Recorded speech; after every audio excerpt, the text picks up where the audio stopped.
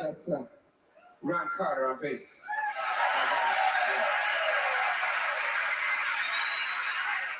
Tony Williams, drums. Wynton Marsalis, trumpet. Now again, my friend, my deep friend, David Carlos Santana.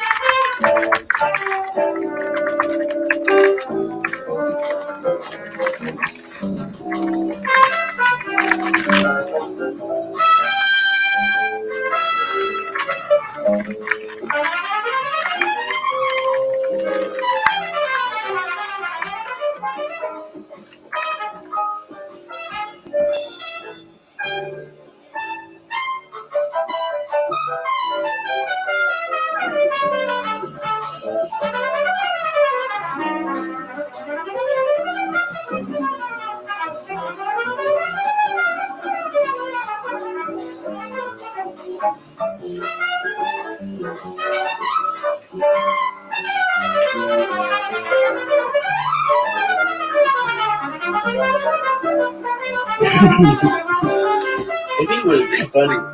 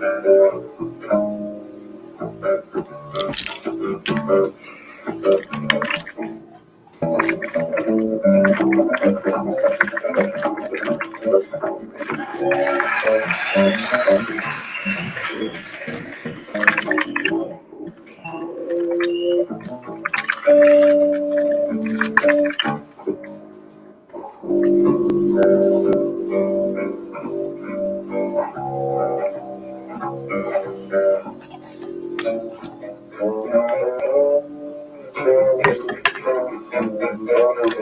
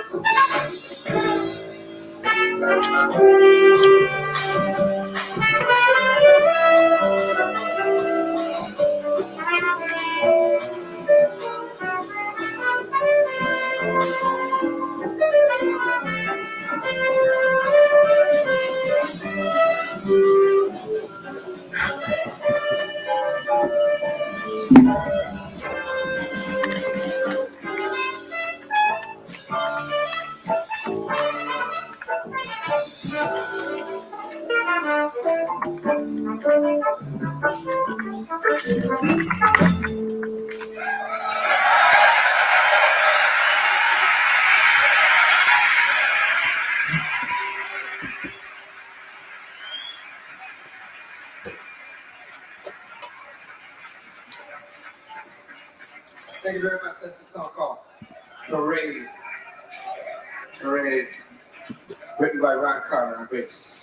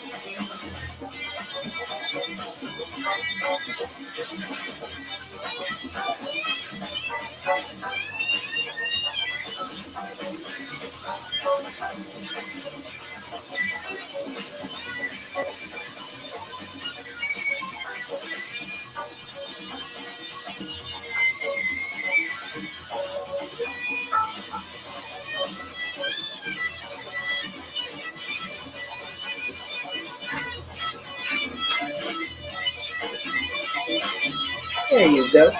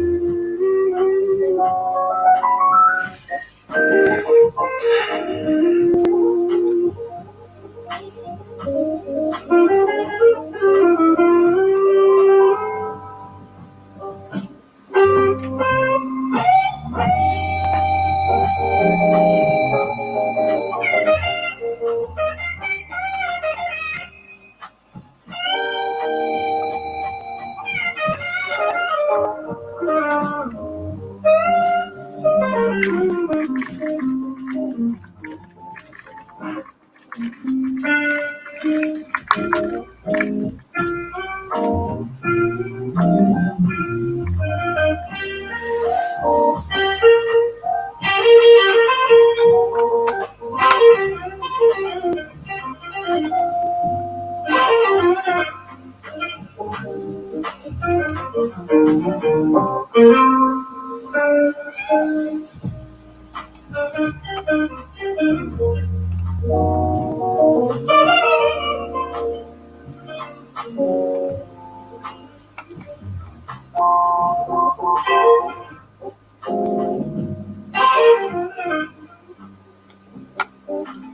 morning, good morning, good morning. Anybody who came in to see me today, it's my 21st wedding anniversary to my beautiful wife today. You know, I woke up and she reminded me, and I'm gonna I'm gonna remind everybody else because it's a rainy day.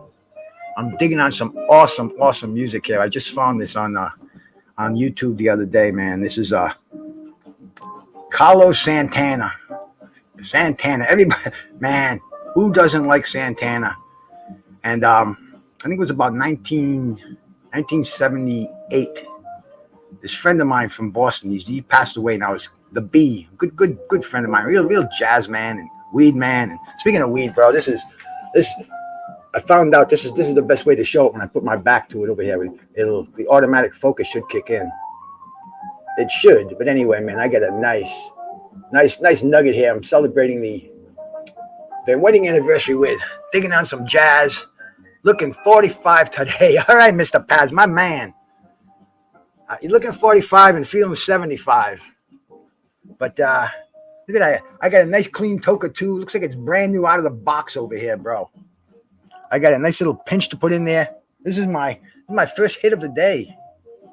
I'm digging on Santana over here, man. And Santana with Herbie Hancock and Ron Carter and Tony Williams, Wynton Marsalis, bro. Carlos put this album out in '78. It was called Swing of Delight.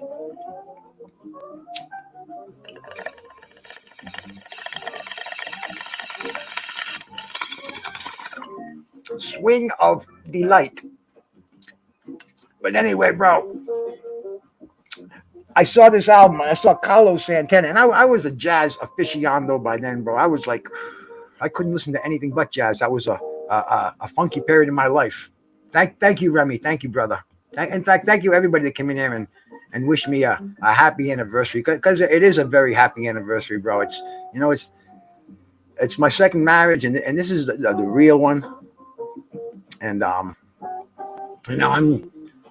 just wanted to share it on here, and like I said, bro, this album, Carlos Santana, what a guitar player, man.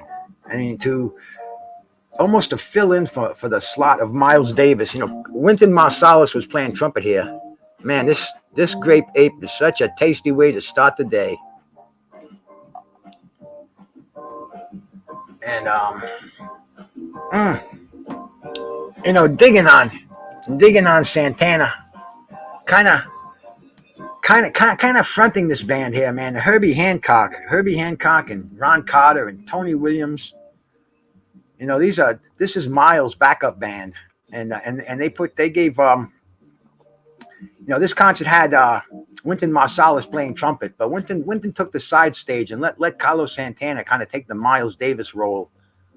But Santana really squeezing that guitar, milking those sounds, man. He had a distinct sound. You know, I first heard him when I heard the Woodstock album, and then everybody was buying the Santana album. It was different music. It wasn't the hard rock, you know, the rock and roll that we were all listening to. This had like a, you know, a Spanish flair to it. It was just a different sound, great sound. And I mean, this talented little cat with this mustache kind of looked like Cheech Marin, and he would kill that guitar with his wife beater T-shirt on, and dude, he was a monster, and he became a legend. He is a legend now.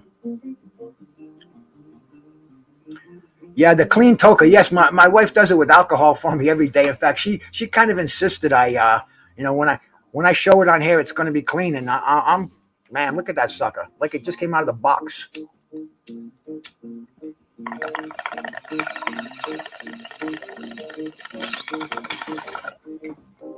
But every musician on here, they're all stellar musicians. They all front their own bands.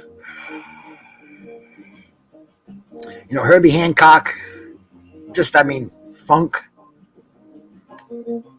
hip hop, jazz. I mean, real jazz. Herbie goes back to the 50s when he was born in the 40s, and he prominence in the 50s and 60s, and I mean the backed up the classic Miles Davis quartet, the quintet rather. Miles the front man with Wayne Shorter and Herbie Hancock, and the cats that are playing on this album, man.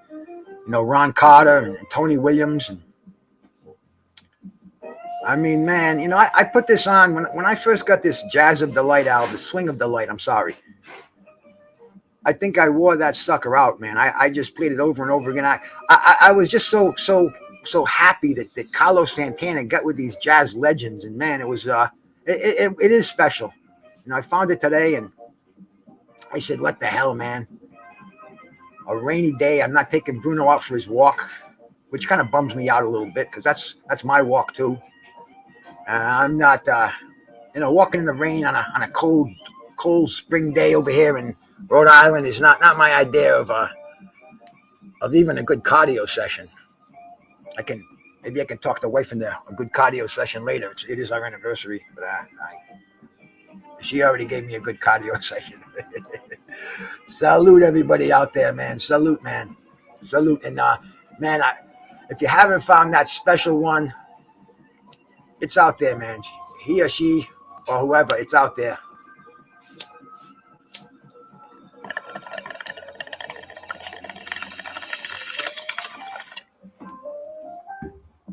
Now Carlos is out here with his own band here, man. This is he's still keeping the jazz greats in there, but he's brought some of his own musicians out there, man. You know, Carlos Santana. I saw him in concert, and man, it was just when this album came out. He was just so cool, bro. It was at Providence College, and it was a great show. He had this guy named Alex Lingerwood on vocals. He was doing She's Not There, and I mean some really classic stuff. But on this, he's got Herbie Hancock. He's got, you know, Tony Williams and Ron Carter. He's also got David Margin on electric bass, and Armando Pizzara and Raul Renko. He's got his own percussionist with him. His name is David Carlos Santana. David. Yeah, when Carlos got into the spiritual world, he took the name Devadip, along with Mahavishnu, John McLaughlin, and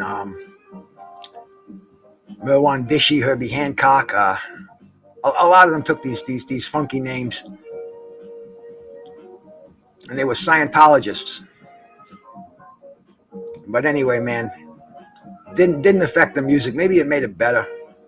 Maybe it made him better. But man, Carlos would just milk that guitar. You know, people didn't know what to make of it, but he just seemed to. He kept your feet thumping, kept your head moving. You know, and he's playing with these fucking legends over here, man. Really legends. The bass player, the acoustic bass player, Ron Carter, man. I saw him up. Thanks, BNN. Thanks, my big brother. Thank you, man. I saw him at the Jazz Workshop in Boston. It was called the Piccolo Quartet. It was awesome, man. It was Ron Carter he played a cello. He called it a piccolo bass. He was soloing on it. Real funky stuff, man. And he had Buster Williams with him on acoustic, big stand-up bass, man. Buster Williams, classic jazz players, played with everybody, man. Ben Riley on drums, and I can't remember the piano player. I probably will in a second, but it was two bass players, the big bass and the piccolo bass. Awesome stuff, man. And it was in this place called the Jazz Workshop. Kui, salute, man. Thank you so much. And in the next room, it was Grover Washington Jr. And you could pay one cover, and you could go to both rooms. But you know, once you get in one room, you really didn't want to leave, because the place was a legendary club in Boston in the 70s, 80s. I don't think it's still around, man. But it was like, you know, Miles Davis played there. I think that was his last tour. I saw Tom Scott in the LA Express there. I saw George Duke there, Larry Coryell. I mean, dude, it was I saw Jerry Garcia with Merle Saunders there playing reggae for hours, bro. It was so packed, so much smoke, such a good time. But this is what I like to share these things that I've done out here, man. I don't know why, and I don't know who gives a fuck really, but I'm trying not to swear anymore. I was on with George last night. We had our Tuesday night fights, and Mad Chad was on there with us, and Trick Nolte. You know, we missed G5. G5, hey man, you know shit happens, but G5's one of our regulars up there. I'm sure he'll be there again with us, man. But Mad Chad, he let out so many F-bombs on there last night. I mean, it was entertaining. Mad Chad, my brother, he had such great stories about Mickey Ward, about Burt Sugar. Awesome stuff, man. Awesome stuff. And George, my brother, man, George is a wealth of knowledge, man. Was with HBO for over 12 years, man, and managed professional fighters. I mean, another insight. It's such a cool thing being on here, and Trick Nolte. Oh, fucking Trick. Trick's my everybody's my brother, man. You know, I call all you cats my brothers and my sisters, and you know, I really mean that. Because you know, I see you people and man, I see you more than I do my brother, my flesh brothers and my flesh sisters. Yeah, Quee, that was, dude. I was laughing my fucking ass off with that show last night, and you know, we wanted to end it at 9 o'clock so we could go over to Stormy's and listen to Scrapbook. And Scrapbook, man, he was killer last night, bro. That was, man. I think my boxing IQ went up a point last night, and everything's going on. But man, you know, we had a good show, and you know, like I stated a few seconds ago, I wanna kind of curb my language. You know, it's not, this is you know, children restricted, and you know, they're not gonna watch me hit down the Toka 2 over here. I hope, but I'm gonna watch the F-bombs and just clean it up a little bit, man. You know, I think I have a little more a broader vernacular that I can use. You know, a little more proper adjectives than F and MF. You know, the F last night, I was laughing my, oh shit, man. Yeah, the Stormy show was great too, man. Scrapbook, a legend, bro. I love listening to Scrapbook. I love asking him questions, and he always answers my question too. I want to give him a shout out, bro. If anybody hasn't subscribed to Scrapbook Boxing, what are you waiting for, man? What are you waiting for? This is probably the most knowledgeable and educated and passionate boxing authoritarian. I don't know. You know what I'm saying, though, bro. Scrapbook Boxing is definitely a gem. He's a jewel. You know, we just lost Curtis Anderson, man. He just passed, and he's left us with so many memories and, you know, so much enthusiasm. The F-bombs. You know, this makes me happy. This makes me laugh. And, you know, laughing, there's nothing better than laughing. You know, I have people come on with me, and, you know, people in the audience, and people, you know, just my whole life. You know, I'm so much better when I'm laughing. You know, right now I'm watching the Herbie and Carlos and all my favorite jazz cats on my screen below, and all my favorite people, and I'm gonna say real life, because right now this is real life for me, man. You know, I see, you know, I go see some of the people that I go see. It's almost like it's not even real people anymore. You know, my real people are over here. It's fucked up. It's almost like a high buy, but yeah, I don't know. I don't even know where I'm going with this, bro. I think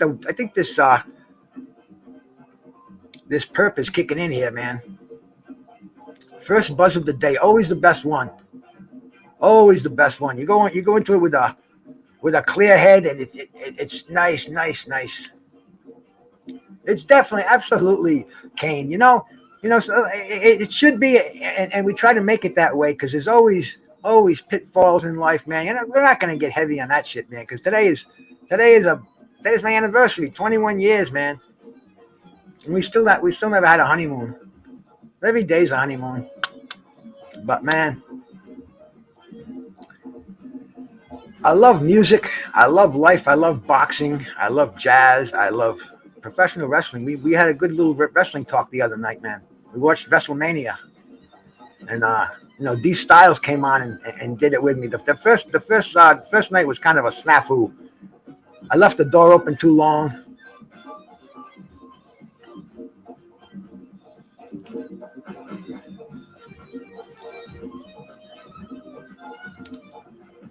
The Caravan, Cancun.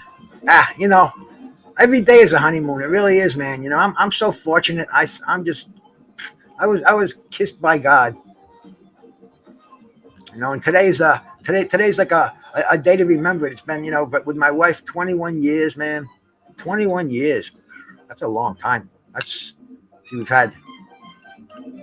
had a dog when she got here, and he died, and then I got another one, and another one, and one wife, and I'm on my 5th dog over here.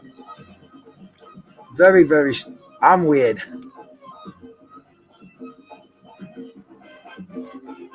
Yeah, Mick Smith, you're the only normal one in here. You believe that, bro.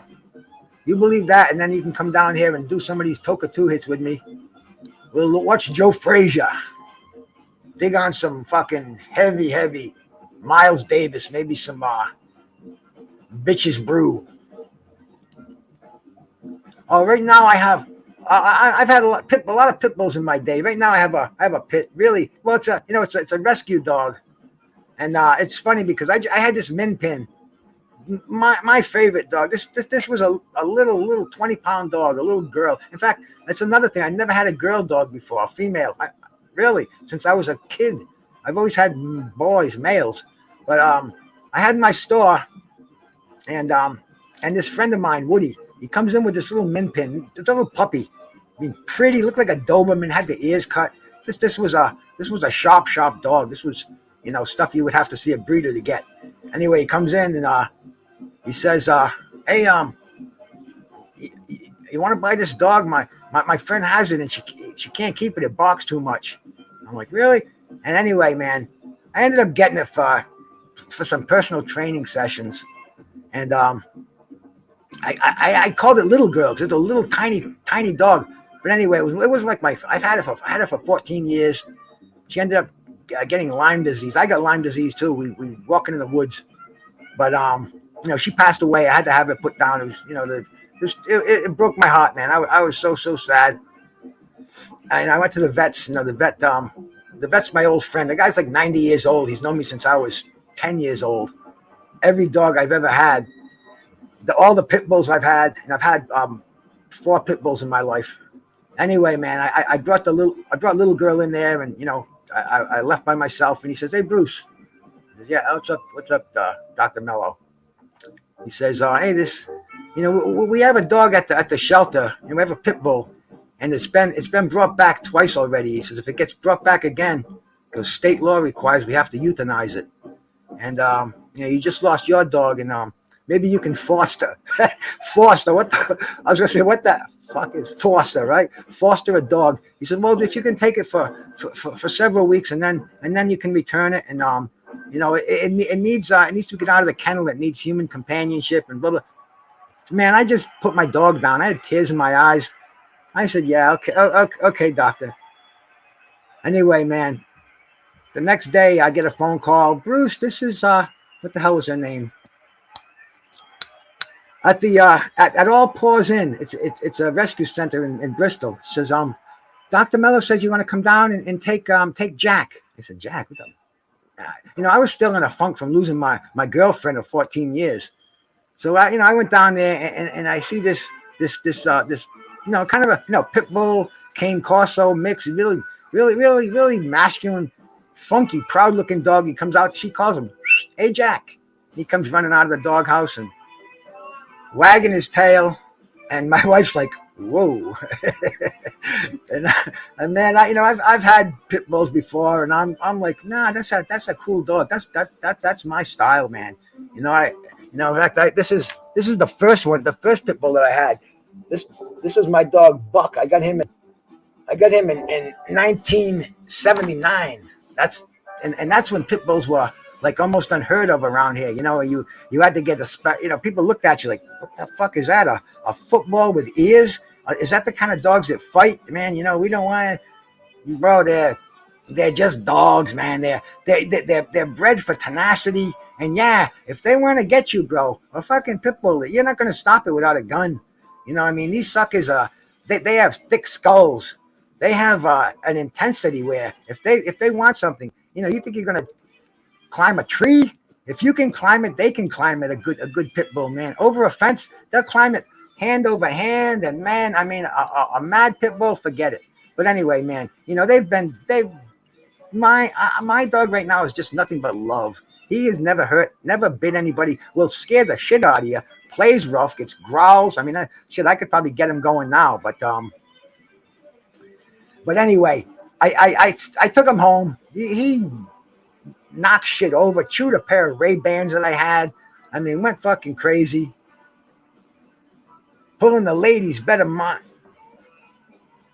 Yeah, please always mind your P's and Q's in here, John McSmith. See, I'm kind of half blind now because I don't have my glasses on, and I don't have the 20/20 anymore, bro. I think in my left one I have cataracts in there, man. I'm gonna eventually have to do something about that. He said, well, if it doesn't hurt you and you can deal with it, yeah, I can deal with anything, fuck, bro, man. As long as I got the chronic, I can deal with the chronic.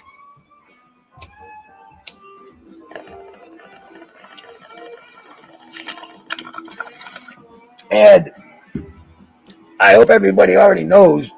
I always like to have my marijuana card so I can show it over here, man. I'm a legal card carrying. I gotta get the shakes. What the fuck is going on here, man?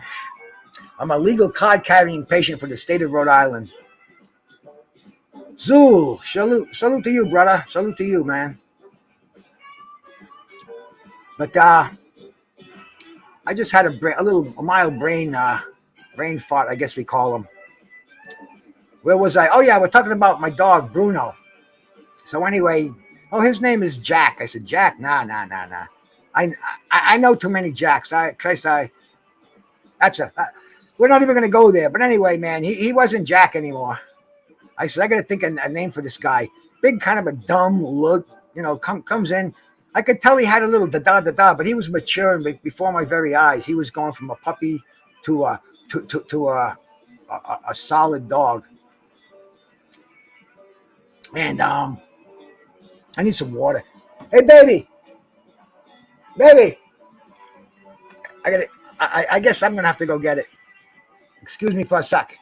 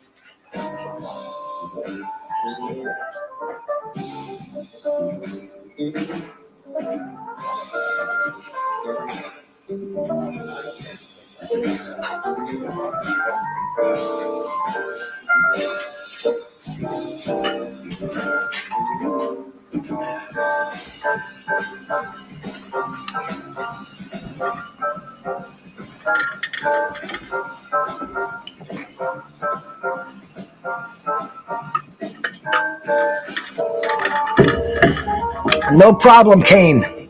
In fact, this state. Let me fix my microphone here. Get back in the saddle, so to speak. I live in Rhode Island, and we don't have recreational marijuana in Rhode Island. What a shame we don't have recreational marijuana. But see, Massachusetts, it's within walking distance if you want to take a long walk. But it's It's actually not. It's marijuana is it's like Las Vegas, and we're like Utah. I guess that's a fair way to put it. What did I do with my lighter? Here's one. Okay, I got another one here. Very, very, very handy. Very, very good to know. Very good to have. Anyway, God. Well, I was talking about Bruno. And man, I love this album. I love these. I love Tony Williams and Ron Carter and Carlos Santana and fuck, man.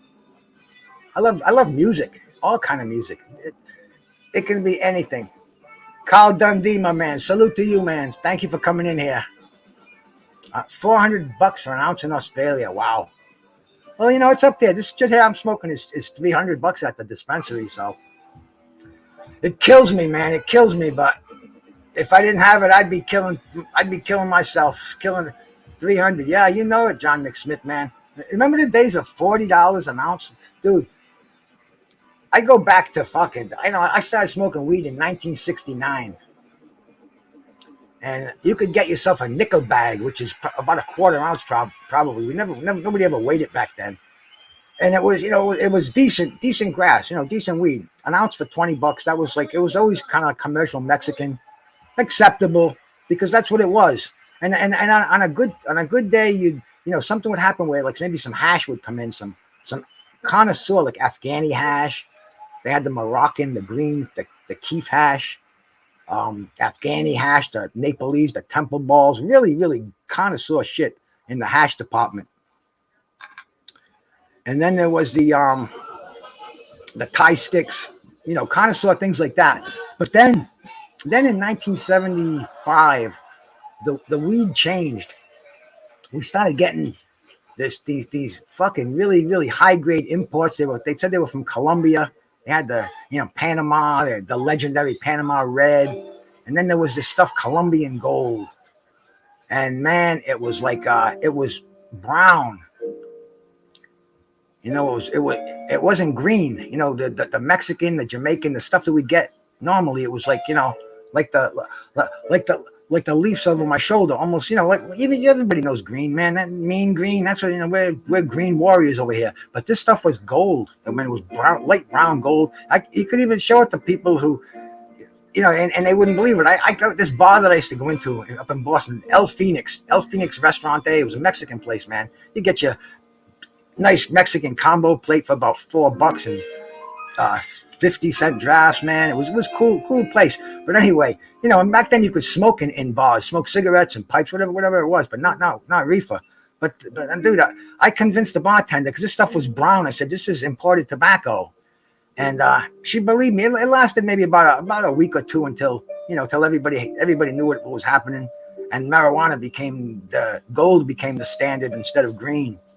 Green was considered trash back then until the the Sensimilla craze, and people started cultivating. But this gold all of a sudden it came around $40 an ounce. We used to buy it by the pound back then. It was like $4.50 a pound. So that was only like 20 something bucks, maybe $30 an ounce or something like that. But anyway, we buy it for $40 for an ounce, and it was a nice full ounce. Not a lot of seeds, but seeds were a thing back then. Today, if you get one or two seeds, it's like, what the fuck, man? I don't want this. What are you going to return it? But anyway, man, we got, they didn't know the Mexican, the Sensimilla trick, the sex starving the females and, killing off the males, making them just ooze resin to try to find male pollen out there. And, that's a whole science, bro. It's a whole science. $90 for friends. Yeah, I'll tell you, man, I live on friends today. The friends that I made back in the day that, when I used to wheel and deal and, I took care of them. I educated them on weed. And, dude, like I said, man, since 1969, and I haven't looked back, and it's been my friend. It's been my savior. People say it's a gateway to hard drugs. Bro, to me, it was a gateway getting off hard drugs. I'm seeing this fucking thing today, the opiate settlement. I heard on the news this morning, something like a $20 billion settlement for the state of Rhode Island. And so where's this? And the money's going to education and it's like, dude, what about the fucking 10 years you stole off my life from age 50 to 60? It almost went by in a blur because my doctor was prescribing me OxyContin and benzodiazepam, and then he switched me to fucking gabapentin. I mean, dude,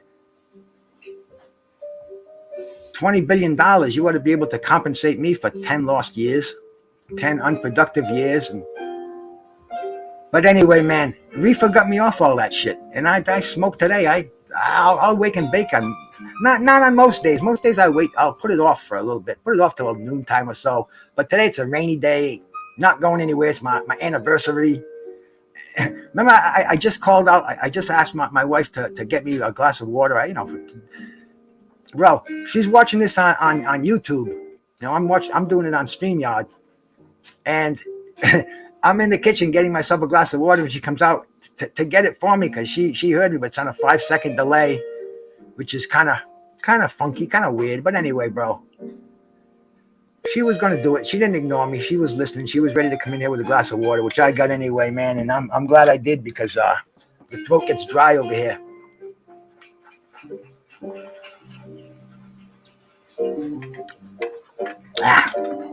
I probably drink about a gallon of water a day. Today, I start off with a protein drink in the morning, protein powder, a cup of yogurt, and 16 ounces of water.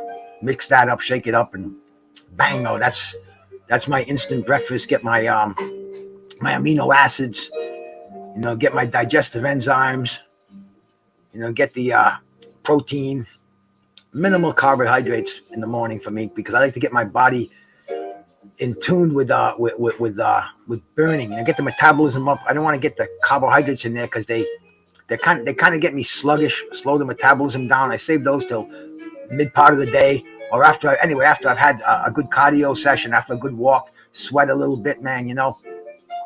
Get the body, kind of like instead of burning the glucose, you can get your body to burn fat if you do your cardio on an empty stomach, so you don't have any carbohydrates in there, which your body converts to glucose, and that's your body's preferred fuel source. And if if you want to lose a little weight or not gain weight, man, try to do your cardio, which I recommend for everyone, man. Good cardiovascular exercise, walking, running, bicycling, anything. My Uncle, three finest, man. Salute to you, bro. Thanks for stopping in here, man. Appreciate it, man. Appreciate it. And thank you for the kind words on the anniversary. I kind of like milestones now too, anniversaries, birthdays. Not just mine, but other people's. I shout them out there. When I see them out there, man, shit, this is your day. This is your day. And it's my wife's day. She's been putting up with me for 21 years. Shit. I don't even want to tell you what she does. But she likes the weed as much as I do. We had a little celebration 2 days ago. A friend of mine came. I think I mentioned this on here already, but I'm gonna do it again. A friend of mine came down and he gave me some edibles. His son is one of this new generation of they don't just smoke it, bro. They make butter and they make the edibles. They make hash. They do isopropyl extractions. Make the oils and shit. And he came down. He gave me a bag of gummies. Must have been 40 of them in there, maybe more.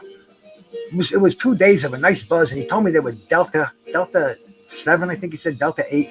I looked them up online, and it's a different strain. Made from crossbreeds and stuff, and it was cool, man. It was nice. I like edibles. I can't afford to go out and buy them all the time like I'd like to, but maybe I'm gonna learn how to make the son of a bitches because nice buzz. Take them first thing in the morning, and also, man, I had a little kind of a cold lately. I don't know what it was, man, but it was congestion.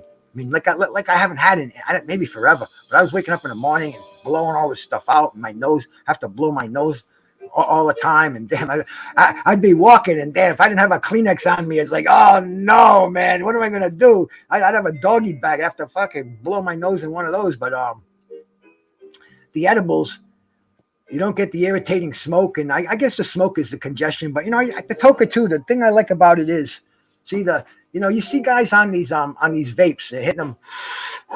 It looks like an exhaust chimney on a power plant. There's so much smoke going away and so much being wasted. See, on these Toka 2s, no smoke comes out of this weapon here. You got your pinch of weed in here. And I'm going to demonstrate on how to do a Toka 2. See, the only smoke that comes out of this whole operation is what I exhale. And if I keep the smoke in me as long as possible, I get as high as possible and don't waste anything. Because you'll notice when guys smoke blunts and vapes and almost any other way except a bong and especially a Toka 2, clean, freaking, you've got laboratory grade beaker glass, thick. Some people say the fumes from the lighter, but they have a heat stick. But this is the only smoke that escapes from this whole operation, and it's a little pinch.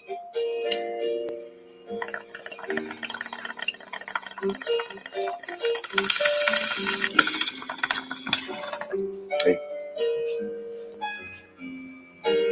No smoke. Only in here, up here, down here. And you try to keep that in as much as some people. I mean, you go to institutions where you cannot smoke. You're incarceration circumstances, and people have invented things like this where you try to eat the hit. You just blow a little bit of smoke out because that's enough smoke. That would be enough smoke to set off a smoke detector if I had one in here, which I should. I have a couple of them in here, but I wouldn't want one in here the way I'm smoking, bro. Doot, doot, doot, doot. Especially if it was connected to the fire department. Whoa, baby. Would that be a explainable situation that I would find myself in? I'm listening to Herbie Hancock right now on the fucking piano at the Mount Fuji Jazz Festival. 86. Once again, he's with the Tony Williams Quintet. Herbie Hancock and Freddie Hubbard and Joe Henderson. I mean, this is all-star jazz musicians, and this is live music. And I hope I don't get copywritten for it, but if I do, hey, I do, man. This was just I just wanted to come on here and wish my wife a happy anniversary, thanking her so much for putting up with me, and get the first buzz on of the day with the family over here.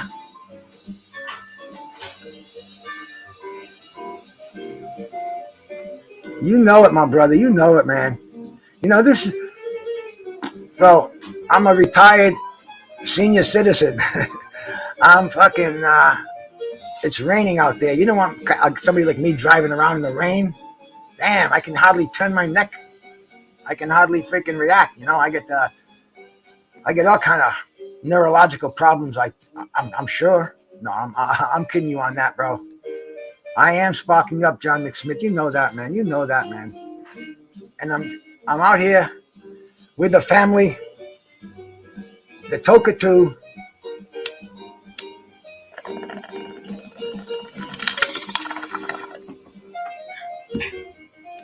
Enjoying the only mind-altering substance that I put in my body these days. And my shoulders, which are getting chronically worse. And thanks for everybody who with your concern out there. It's funny because I get it. I shouldn't cry like a baby anyway, and I try not to. But it's just kind of my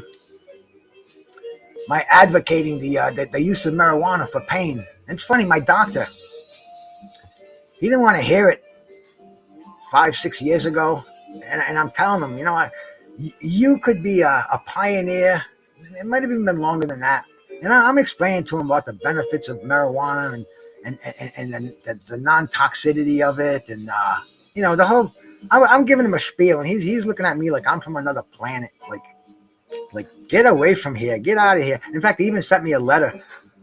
I don't know how that came about, but I had to call him back, and he told me, I don't even know why that letter got sent. But anyway, I talked to him now after I've gotten off the 4 potentially harmful medications, and also this was at a time where they were incarcerating doctors for overprescribing, And I was at a point where I'd been prescribed this medication for you know, close to 10 years. So he's not going to take me off of it. He had me in pain management clinics. My insurance ran out, and he took me back again. He was a nice guy, but he was just kind of naive about pain relief. And when now I talk to him, and it's like he's acting like it's a revelation. You know, things that he's telling me that I told him 7 years ago. You know, how nobody's going to overdose from marijuana, and how the pills you prescribe me, one of those pills could kill somebody, and you're giving me 5 a day, and blah blah blah blah. Teach my bro. Salute, bro. Salute. Yes sir, man. It is a happy anniversary, and I hope there'll be many more. My wife too, with her. Mad Chad, my bro. Mad Chad, salute, Mad Chad. What the fuck are you doing? See, we're not gonna. I see you and I swear, bro. I don't know why, man. My man, Mad Chad out there. We're gonna do a toke for you, my bro. Mad Chad's met my wife.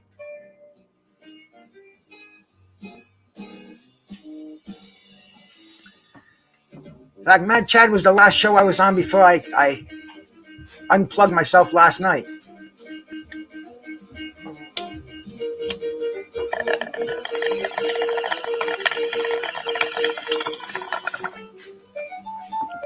I hope those roads are okay, brother. Is it raining up there? It must be, because I think all up and down New England, it looks like that kind of a rain.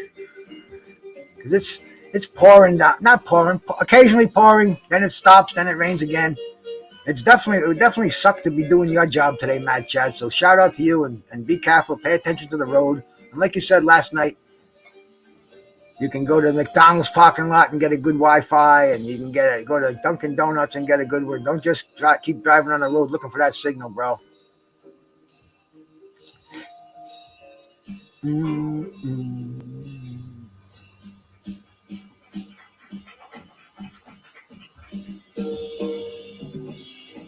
Tony Williams. This dude on drums was touring with Miles Davis when he was 18 years old. I never saw Tony Williams live, but I've been listening to him since the late 70s. He's played with rock bands. He's played with jazz, of course, fusion bands. I mean, listen to this cat, man. This guy's unbelievable. Just passed away. Not just passed away a few years back, but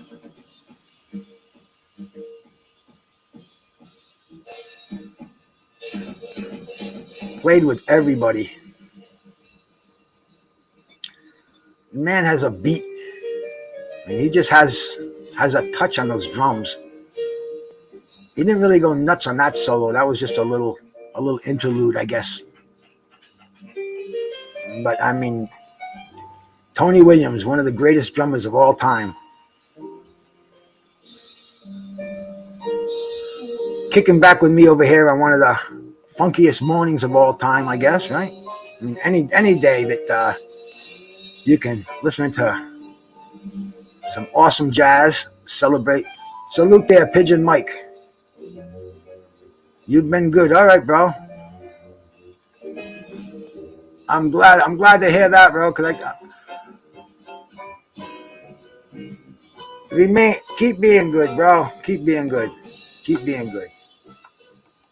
Let me check out my YouTube pages over here. Back and forth, it's funny because StreamYard is like almost word for word to what I'm saying. YouTube takes about 5 seconds, so the magic wonders of being on the internet over here.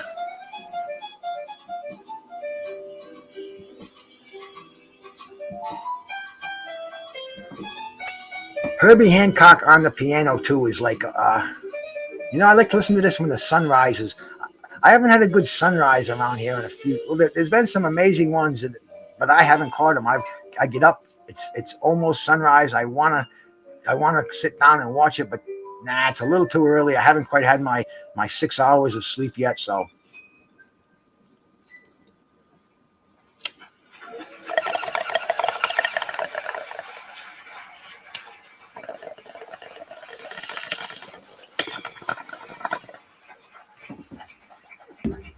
So it doesn't happen. Thank you very much.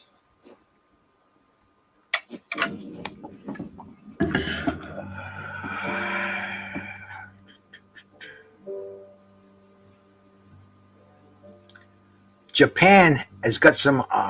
When I was into my jazz, the heavy jazz, Japan was a very, very hot city for jazz. They bring in musicians. Musicians tend to stay there once they get there. You know, they have a very, very strong presence of jazz in Japan. You hear a lot of albums. There's a lot of jazz festivals. Like this here is the Mount Fuji Jazz Festival. And there are a lot of jazz musicians, man. I can't the names, man. Watanabe, you know, a lot of them. I have some imports. A lot of cool jazz stuff from Japan. Like right now, Herbie Hancock is playing the xylophone, which is keyed similar to the piano, but you know, you play it with percussion. These little balls, which, you know, sticks with balls at the end. You know, Gary Burton, probably the greatest vibraphonist in jazz, and I saw him in Boston with Pat Metheny, and good shit. But anyway, man, I've been on here for a while. I just wanted to come on earlier today. Wish you some gratitude for what's been going on. People have been coming in, giving me subs, giving me likes, man. I appreciate it, man. Even a donation, man. So shout out to that one, bro. Salute to you, man. But thanks for bearing with me, man. Me and the Toka 2, the wife in the background, her day today. Happy anniversary. Peace.